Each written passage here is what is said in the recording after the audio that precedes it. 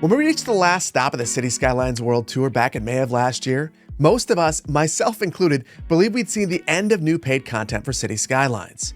Sure, the treasure hunt came out a few weeks later, but that was free and contained advertising for City Skylines too, so it only really served to reinforce that idea. And since June 21st, 2023, there haven't been any official updates to the game, until now. Tomorrow, City Skylines receives 2 new content creator packs. The first pack is Map Pack 3 by Teddy Radko. It adds 10 new mountain-themed maps, 3 new scenarios, and 10 new interchanges. Now, if you're not familiar with Teddy, he's an outstanding content creator with a wonderful YouTube channel. He's also released some amazing maps in the Steam Workshop and some really cool scenarios and interchanges, so I suppose this content creator pack isn't all that surprising in this regard. The second pack is the Mountain Village Content Creator Pack by Thomas13TO. It includes 30 unique buildings, 3 service buildings, 7 parks, and 5 props. If you're not familiar with Thomas, he's an absolutely prolific asset creator. He's made everything from parks to vehicles to props, stadiums, mansions, and resorts. There's also a new radio station launching with 16 new songs if you're into that sort of thing. So in this video, we'll take a look at what these 2 new content creator packs have to offer. And at the end, I'll share my thoughts and impressions, as well as talk about what this could mean for future content for City Skylines. So without any further ado, let's just jump right in. Let's begin by taking a look at Map Pack 3, and while I want to dive into each of the maps individually, there are 10 maps, which is the same number of maps as Map Pack 2 and 2 more than Map Pack 1, but it also comes with 3 scenarios and 10 interchanges, which is something that the other 2 map packs don't come with. They only come with maps. Now, in terms of the maps themselves, even though the focus is on mountainous terrain, the terrain varies widely, and there are some maps that have a ton of water and some that have basically none at all. In addition, they basically cover all themes except for winter. So let's take a look at the maps. The first map is called Caldera County. It is a temperate map and it is very unique. This kind of reminds me of Meteor Crater in Arizona, which is a site where a meteor actually hit the earth and carved something that looks very similar to this into the ground. So I love that this map only has one highway cutting through the whole thing, and you can see it really naturally weaves through the landscape. It's really respecting the topography. There's also one train line that goes through here, and it's done very, very well. The curvature is very nice, and just in general, it feels very natural. It all meets up right here in what would be your starting tile, which has one small interchange, a parklo, and then a bunch of little local roads going through. So one thing that's really special about this are all the little details that Teddy put in here. So you can see that there's basically, it looks like a former park or something of that nature with some rusted out vehicles right here. Really, really special stuff. These are the sorts of details that Teddy really excels at. And these kind of details are found in basically every map, all throughout the map, which I really, really love. And then to give you a sense of scale, here's the starting tile relative to everything else found in the map. Next up, we have a map that is basically the polar opposite of the last one that we looked at. This one is full of water, it is boreal, and it has a ton of transportation infrastructure, and it is an absolutely outstanding map. So when you begin on this map, you start right about here, and you can tell there is a lot of transportation infrastructure in this area. But it's not here arbitrarily. All of it tells a story, which is something that I love. So right here, this is a local road, so you could build right off this couplet. And there are some dirt roads that come off from here. And every road leads to a story. So we've got an abandoned home right here, some logs cut down. You can see that maybe a lumberjack lived over here at one point in time. And then look at this bridge. Absolute mastery of the infrastructure in this entire map. We've got amazing interchanges. So this is the interchange near the starting area. Very, very beautiful. You go a little bit further over and we've got a system interchange that is absolutely outstanding. Very interesting to look at. Flows very, very well. We're going over the top of the rail network, which again is beautifully, absolutely masterfully done. Very, very smooth, respects the topography where it can and changes it where it has to. And if you're playing with 81 tiles, you'd be able to go back here and build in this little canyon. And boy, oh boy, just like what an interesting build. A little hidden river back here with tons of really intricate landscaping, which I absolutely love. And to provide a sense of scale, here's the starting tile relative to the rest of the map. Next up, we have Fondue Lake, and this is our first European map, and it is an absolute masterclass in how to respect the topography. We've got beautiful highways, beautiful rail networks. They just meander and weave through this landscape. The landscape that happens to be flat, but also have a lot of terrain. So if you want to build, there's just a ton of buildable space on this one. Here is the starting tile. It's got an arterial coming out and a number of train tracks coming through here. Rail infrastructure that is very beautifully done. But beyond that, the landscaping here is next level. You can see that it seems like there are little farms. Even if you don't build farms, it feels like there are farms, and you zoom out because of the way that the fertile land and the trees have been placed. It feels like there are parcels, and you could use that to your advantage and build little communities, little neighborhoods within the tree-lined areas, which I absolutely love. Lots of little delicate streams cut through here as well, and different valleys. You could see how there could be multiple communities that weave their way through this map. And to provide a sense of scale, here's the starting tile relative to the rest of the map. Next, we have Skylines. This is a tropical map, and this is a very unique map. In comparison to the last one, instead of having one or two prominent mountains, this has a whole bunch of short, steep mountains with valleys all over the place. And the transportation network, you might be able to tell right away, is very subdued in comparison to some of the other ones. And coming into the main tile, we've only got a local road, so there's not a lot going on. But there is a lot of story going on here, so the lore is thick. And you can see that there is an abandoned settlement right here, and it's got a moat around it, it's got walls, it's got trenches. This is a place that was seriously defended. And a really unique use of assets right here. This is the rural bridge, and it's being used as the entryway into this community. It's also being used as one of the abandoned buildings right in here. A couple of them are actually in here to give this area a little bit more texture and variety, which I absolutely love. If we come over here, you can see that there is an abandoned bridge. So you can see that this road is hinting that a bridge used to cross right here. We got some of those tunnels used as an old bridge segment, and then walls. At least I think these are walls used as old bridge pillars. What a creative use of assets that are in the vanilla game. Really think that that is outstanding. Taking a look at an overview of the map, you can see that the areas where you could have a large city are relatively limited on this map, but that makes this exceptional if you're going to use the 81 tiles mod to have a whole bunch of small communities that are connected. To provide a bit of context for the scale of the map, this is the starting tile where we have that abandoned little city right here. Next, we have Milestone Valley, and this is a temperate inland map. This is a really special map. First and foremost, if you want a map where you can just build a massive city, this is the map for you. There's terrain on the outsides, but in the middle, it is basically completely flat with a river running down through the middle. It's also got a decent amount of infrastructure available. There are highways that cut through the outsides of this, so they'll carry traffic around your city. Now, the starting tile is right here. And one thing that you'll notice is that the Jeffersonian grid is really prominent. The starting tile is actually bound by some roads, and the other map tiles are completely encapsulated by the Jeffersonian grid. So when you buy a map tile, you're purchasing a couple of these Jeffersonian grid tiles, which I love. I've always wanted to see this in a vanilla map, and here we have it. There are a couple things I didn't know that I wanted too. We got these crop circles right here that I never thought to do this. But it makes it feel like there's farmland without needing to build farms all over the place. That was really a creative thing for Teddy to do. Now, the reason why it looks like this is Teddy has used different resources all over the map to create these circles. And then lastly, I wanted to show you the starting square. This is the square that I was talking about, and you can see how it conforms to the Jeffersonian grid so well. This is such a cool map. I really like this one. Next, we have Nordheim. This is a boreal map, and at first blush, it might just seem like a fairly bog standard map, but it's a special map. So the starting tile is right here, and one thing that you'll notice is this is the general location. There's a lot of infrastructure right here. There's rail, there's an arterial network, there's collectors, there's a highway network that goes all the way through here, there's a quay wall. It's almost as if there used to be a large city here, and it was just deleted. So it gives you the opportunity to build a large city without needing to build a whole bunch of interchanges because they're already set up for you. Take a look at this rail work. Absolutely outstanding. The switching movements here, the ability to pass.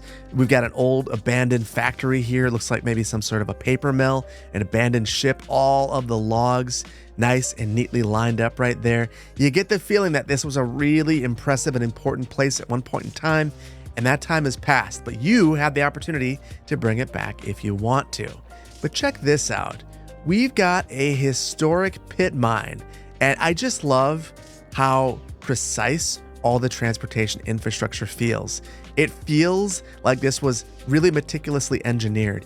The pit mine looks outstanding. Look at all the detail right here. It looks weathered. It looks beautiful. The rocks are showing just absolutely, it's just beautiful. But the details don't stop there. One of my favorite details on this map is right here. You could tell that this is an old dam. Again, we're using the trenches in a unique way, and the trench is holding back the water here, and there's a pier that's acting as the opening for the dam, which is really outstanding. And that would be enough. But if we go a bit further into the fog, you can see that there's actually a second dam back here. So like, these are the kind of details that make a map really, really special. And it's just, they're everywhere here. And to get that sense of scale, here is that starting tile, here is the bay right next to it, and then the dams that we were taking a look at, that's back here. And again, in my opinion, this is an absolutely brilliant map. Very, very beautiful.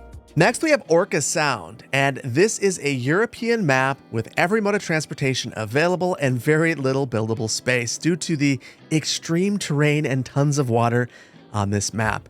The starting tile is right here. And the bridge right here, this is the very center of it. So it is a very small starting tile.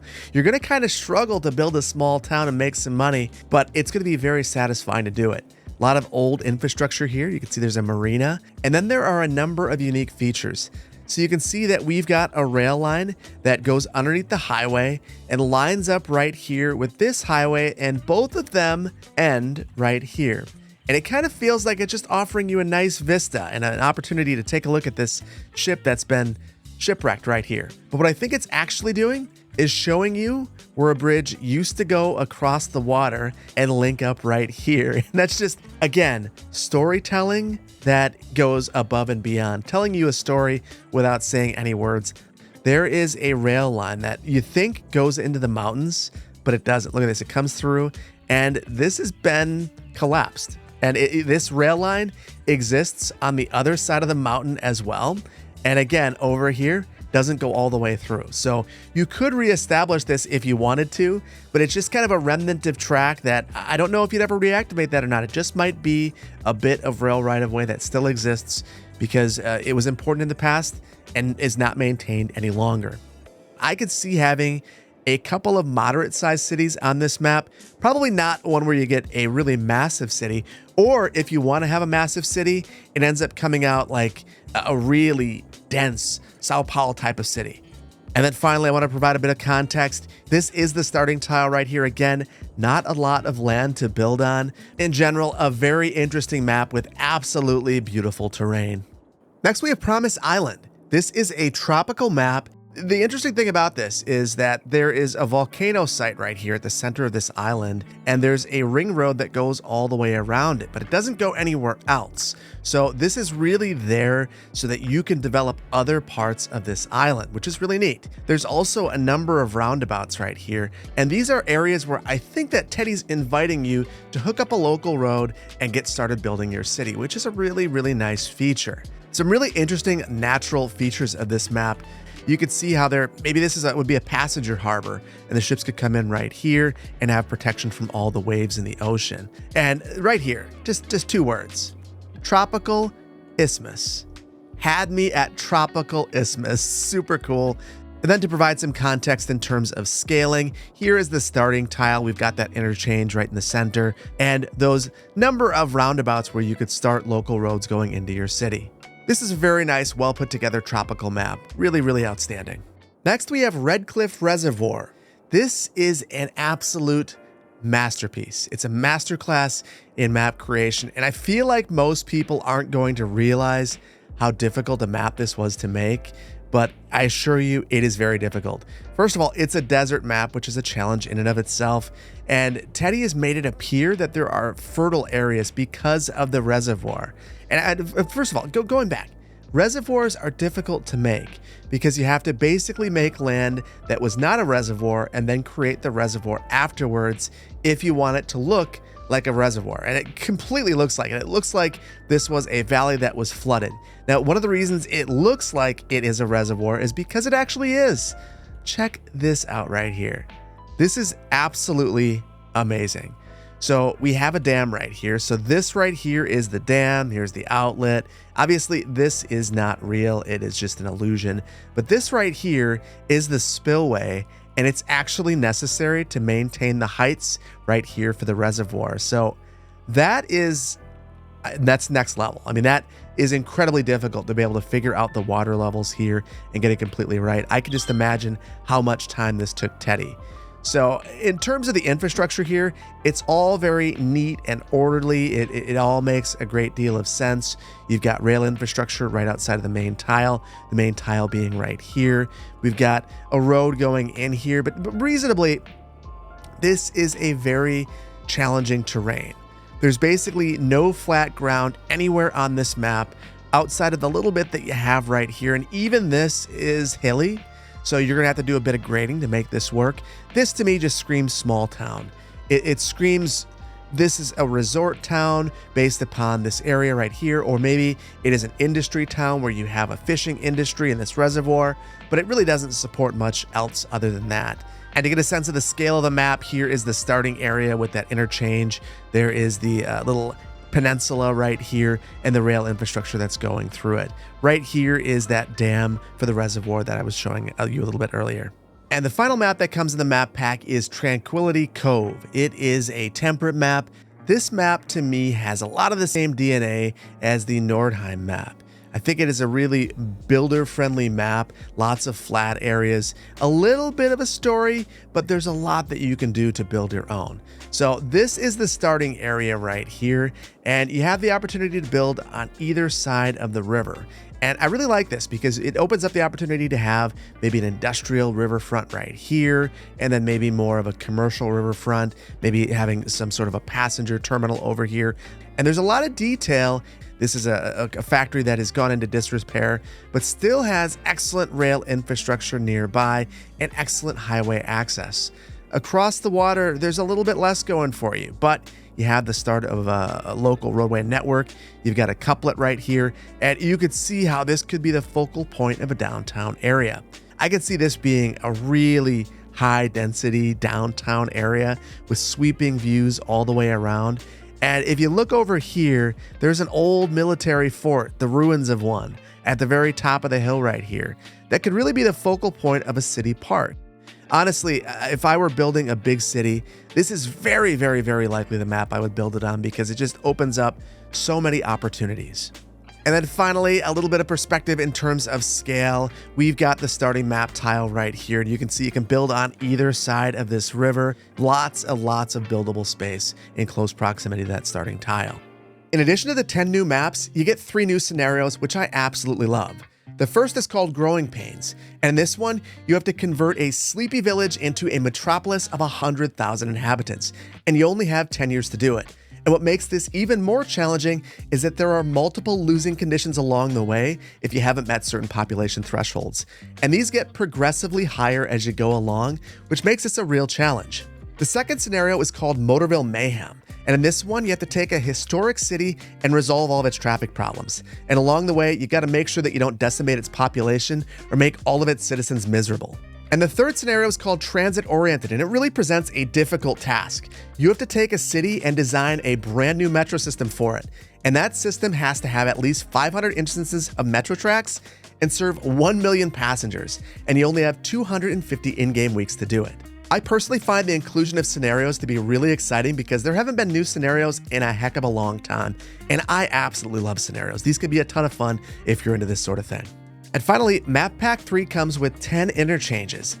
The first interchange that we have here is a Clover Mill interchange. This is a system interchange, 4-way, and it is absolutely fantastic. This one looks good by plopping it right away, but I want to point out one thing. You can see that there is some terrain stuff happening here. And I think generally with all these interchanges, I've noticed that some of them have this sort of deal happening. We might need to do a little bit of prep work up front or raise or lower the interchange to get the exact look that you want. Obviously, this is much easier to clean up with mods, totally doable without it, but that's the sort of thing you might see. Now, the next interchange is absolutely going to have those issues, the Double Trumpet interchange. This is another system interchange, 4-way interchange, and for this one, you can see it right away. We've got a tunnel right here and one right here. So just know you got to do a little bit of grading for this. Next, we have a 3-way stack interchange, relatively small footprint, good in urban areas or in rural areas. And you can see that this looks absolutely fantastic. Next, we have a trumpet system interchange. So this would be an interchange used to link 3 legs of a highway up with one another. And this is another one that is going to have a couple of terrain challenges. And you can see that right here with what we've done, it has a couple of tunnels. So you have to do a little bit of grading to make this one look good. Totally doable, or you could raise it up a little bit and add the highways linked to this. Next, we have a Parklo A2 interchange. This one is a service interchange. So this is one that you would use to get off from a main highway, and it has an arterial right there linking directly up to it. Absolutely spectacular looking. This would be an absolute pain to make vanilla, so being able to place this thing is fantastic. Next, we have the opposite version of the previous interchange, the Parklo B2. Now, one thing I forgot to mention with the previous interchange, and that applies to this one as well, is that you can upgrade the ramps, which is really outstanding. Next, we have another Parklo and another service interchange. This is a fairly common design, the AB2. And this interchange is a little bit more compact than the last two and places the ramps all to one side of the arterial. Next, we have an interchange I think many of you are going to be happy to see in the game, a diverging diamond interchange, or DDI. So this one is interesting in that it sends you underground right away, and that's because a significant segment of this is underground. But every time you get an absolutely perfect DDI, which is amazing. Next, we have a dog bone interchange. So this is, again, another service interchange, and there is basically a deformed roundabout linking up the service roads and the arterial. And this, again, looks really, really good. And then finally, we have a compact roundabout. And if you've ever tried to make one of these in the vanilla game, you know just how difficult it is. So these are very, very compact. You're able to upgrade these. They won't break the pedestrian paths. They work really well. Absolutely outstanding to have this in the vanilla game. Let's switch gears to the Mountain Village Content Creator Pack, and I'm just going to say it, all the assets are outstanding. So you can see that we've got some city service buildings, a fire station, a clinic, and a police department. Perfect for a small upscale community or a mountain village. Very, very nice looking buildings. We've also got a number of parks.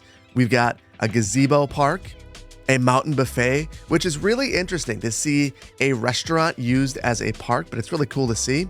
We have a mountain gate, and this is actually the entryway for a custom park. And I have some of the props behind here. We'll take a look at those in just a moment. But this is a unique asset in that you can clip a path onto the back of it.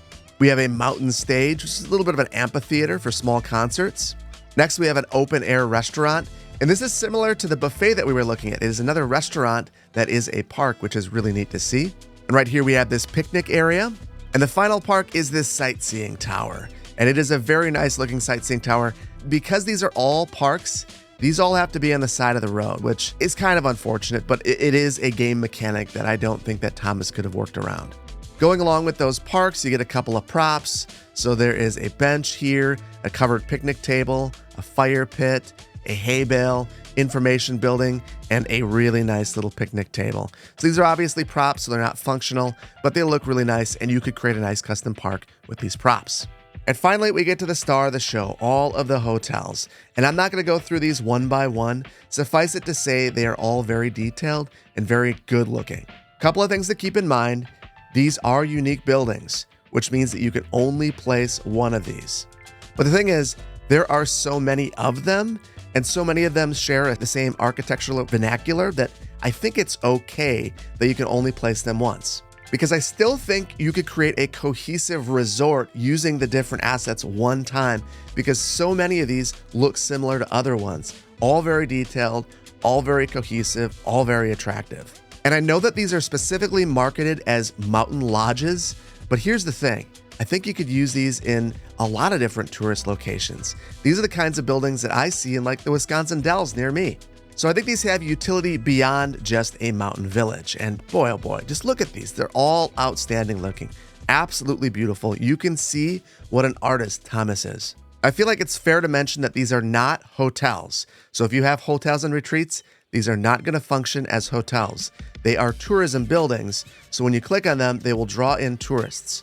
But ultimately, that means that they bring a ton of activity and life into your small town, which is really great to see. I think it's been demonstrated here by all the cars that you see and all the pedestrians and all the bicyclists going up and down this road. And I think the clearest demonstration that I could give you of all of the assets that you're getting in this, these are all of the hotels. Look at how many hotels you're getting. Here are the 3 city service buildings, here are the parks, and the props were right here. So there is an absolute boatload of content in this. Ultimately, I think if you pick up this content creator pack, you're gonna absolutely love it. Obviously, this is for a specific type of build, but if you're looking to make that kind of build, this is going to enable that for you. A build like the Wisconsin Dells, like I've always wanted to take on. Now it's possible. It was never possible before this without a ton of custom assets. And there weren't even enough cohesive assets to make that build possible, which is why I never took it on. Now I definitely could. And with that, we have Map Pack 3 and the Mountain Village Content Creator Pack. And bluntly, I think that these are 2 of the finer content creator packs that have ever come out for City Skylines 1. Map Pack 3 has so much content. It is by far my favorite map pack. I feel like Teddy has gone above and beyond with this one. And as far as the Mountain Village Content Creator Pack, it's really difficult, especially when a game has assets on a workshop like the Steam Workshop, to be able to plug a hole that exists. Yet somehow Thomas found a way to create an asset pack that even someone on the PC will likely want, because you don't have these assets on the Steam Workshop, at least not as cohesive as this content creator packs presents them with. I think that these are going to be excellent and desired assets for anyone who is currently playing City Skylines 1. That makes me think, why are these coming out? I think the elephant in the room is that tomorrow is the 1-year anniversary of City Skylines 2. And there are a lot of people who've been left without the ability to play that game. If you're a console player, you might have bought an Xbox Series X or picked up a PS5 with the explicit desire of playing City Skylines 2. And you've lived through multiple delays. And now it's been indefinitely delayed. And what that means is that for 15 months, you've had no new City Skylines content at all. So at least now, the most recent new content you got adds value and is something you want to add to a city, and is really attractive, really outstanding. Gives you some new maps to play with while you wait for City Skylines 2 to come to the console. I don't know if we're going to see any more of these. I think that there is the potential. I think that if the game continues to be indefinitely delayed and we don't see a release date for console, we might see more of these things. And honestly, if they are all this good, I welcome it, because I do think part of the reason that you're seeing declines in player counts is the lack of content for Cities 1. It's not just the fact that Cities 2 is out. It's the fact that Cities 1 has entered a maintenance state, and it's just not that interesting to not have new content. So I welcome this. I think a lot of people are going to enjoy it. I think that if you're on a PC, you're going to like it. If you're on console, you're going to love this. And it releases for both platforms at the same time. So I would say great job to Teddy, great job to Thomas, absolutely excellent. And I can't wait to see what people do with these creations. Cutting in after the fact, there's one thing I forgot to mention. This update updates the version number of City Skylines, and as a result, there will need to be some mod updates. I hope that the modders are still out there doing it.